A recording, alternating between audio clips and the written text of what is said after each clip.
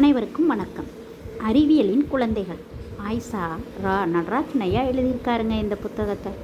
கற்றல்னது இயல்பான உரையாடலை ஊக்குவிக்கிறதாம்.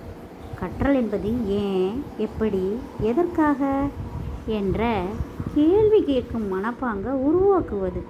இவை இரண்டும் இயல்பாக கூட்டணி சேர்ந்தால் என்ன நடக்கும்? மூட நம்பிக்கையை போக்கும், அறிவியல் மனப்பான்மையை மேலும் மேலும் விஸ்தரிக்கும். காசிம், ஜோசப், சாய் பல்லவி யாருங்க இவங்க 3 பேரும்? இவங்க 3 பேரும் அரசு பள்ளி மாணவர்கள்.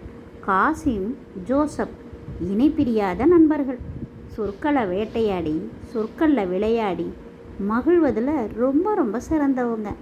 அந்த சிறுவர்கள் ஓடி ஓடி சொல் வேட்டையாடும் போது தான் நாமும் அவர்களோடு சேர்ந்து அந்த சொற்களை ஆட்டையை போட்டு விடுகிறோம்.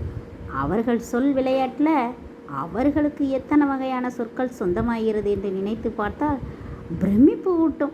கோடிக்கணக்கில் சொற்கள் மனதில் குவிந்து கிடந்தாலும் கேள்வி கேட்கும் மனதை வளர்த்து கொள்வது முக்கியம் என்பதை சொல்லும் பாத்திரம் சாய் பல்லவி.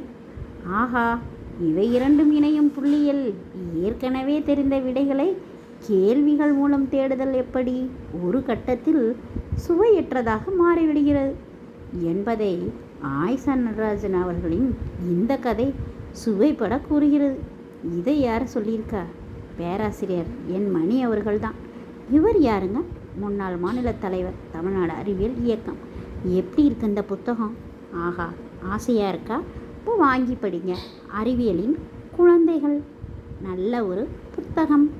ஆயிஷா ரா நடராஜன் ஐயா எழுதினது. ஆயிஷா புத்தகம் தெரியும்ல, அது எவ்வளோ பெரிய கேள்விகளுக்கு கணையாக இருந்தது. ஆசிரியரையும் மாணவரையும் இணைத்த ஒரு புத்தகம். நன்றி, வணக்கம்.